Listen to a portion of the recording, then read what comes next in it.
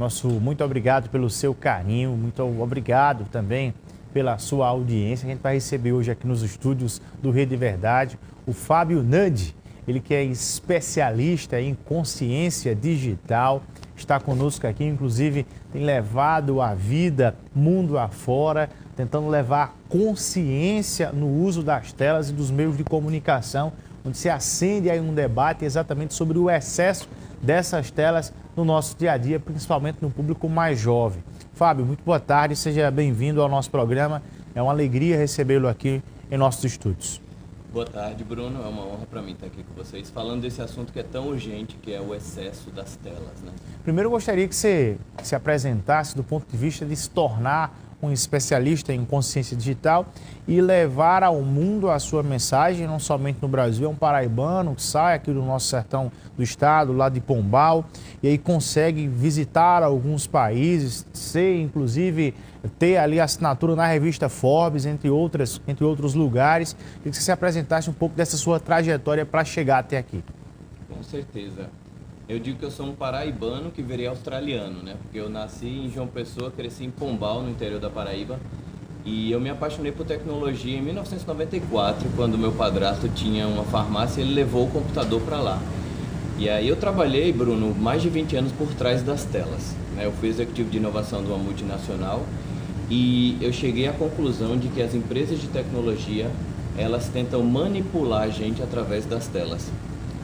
Uma pós-graduação em psicologia, num assunto chamado... A sua primeira formação foi em... Ciências da Computação. Ciências da Computação. Então você é alguém... De que ano você se formou em Ciências da Computação? Em 2005. Lá atrás, quando não estava nem alto esse assunto, né? Há 20 anos atrás eu me formei em computação e fui trabalhar por trás das telas, né? Trabalhando exatamente construindo os aplicativos e os sites que hoje em dia eu olho na frente das telas e eu tento trazer a consciência de que a gente é muito manipulado na frente das telas, através não só das redes sociais, mas de tudo que a gente usa. Nós vamos, inclusive, dar continuidade a esse assunto, conversando com o especialista em consciência digital aqui no nosso programa, um tema extremamente importante. Com certeza, você que está em casa agora deve estar lidando com a situação como essa ou já parou para refletir sobre um pouco desse excesso do uso dessas telas.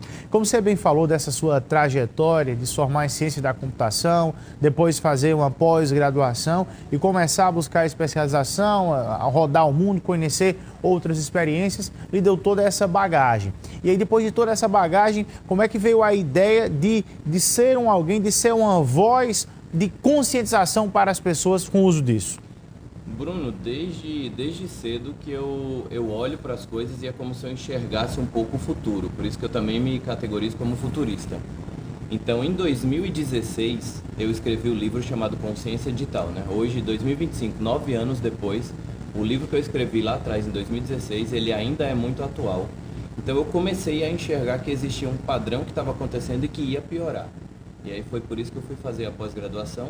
E na pós-graduação surgiu uma ferramenta que hoje é muito poderosa, que chamo de balança do peso digital, que a gente consegue subir na balança e medir se a gente sofre ou não do que eu chamo de infobesidade, né? Porque a nossa cabeça hoje é cheia de muita informação. Infoobesidade, é uma espécie de excesso de informações no nosso cérebro. Exatamente. Antes do termo que saiu agora no final do ano passado, chamado brain rot, que é o apodrecimento cerebral, foi um termo que foi incluído no dicionário Oxford como sendo o termo de 2024. O termo mais relevante do ano foi apodrecimento cerebral.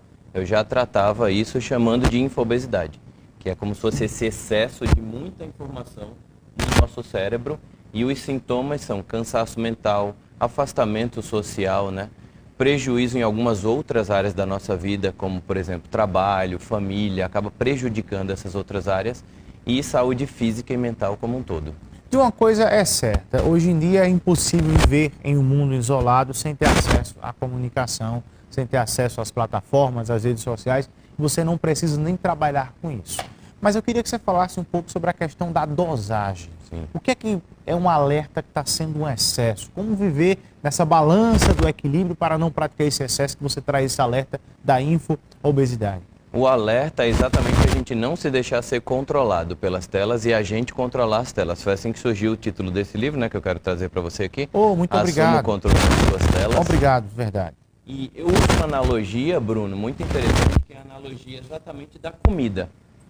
A gente tem acesso a muito alimento hoje em dia, né? Graças à evolução do ser humano, há centenas de anos atrás a gente não tinha tanto acesso a tanta comida no mundo e hoje em dia a gente tem, né? É tanto que há centenas de anos atrás, quem tinha mais peso era sinônimo de riqueza, porque conseguia comer mais. E hoje em dia é o contrário, né?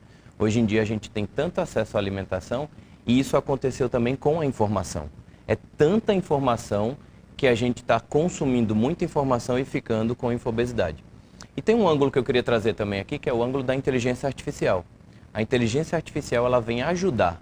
Eu brinco que eu falo que a IA é como se fosse o Ozempic da infobesidade, porque faz com que a gente consuma só o que realmente importa e o que é necessário para a gente ter o nosso trabalho e a nossa vida do jeito que a gente quer. Você tem algum padrão para quem está em casa agora em relação à questão de tempo ou de presenças em redes sociais? Por exemplo, quem está em casa agora que passa o dia inteiro usando a tela, para quem está em casa que quer estar presente em todas as redes sociais, você tem algum padrão a ser seguido no dia a dia? Sim, existe um padrão hoje, principalmente para crianças e adolescentes, né? Até 2 anos é zero telas, de 2 a 5 anos, de 1 a 2 horas de tela. Por que é zero tela até 2 anos? Em que você tem algum dado científico em que isso impacta?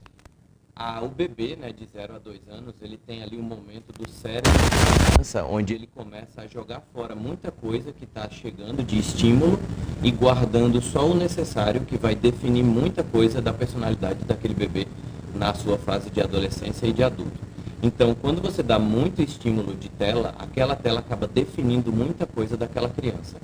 Então, já existem até estudos hoje que mostram que sintomas parecidos com os sintomas de autismo e de TDAH não são autismo e TDAH, são causados pelo uso excessivo de telas. Então você fala daí até 2 anos, zero. E seguindo essa sequência da vida. Seguindo essa sequência, a gente vai dando aos poucos, né?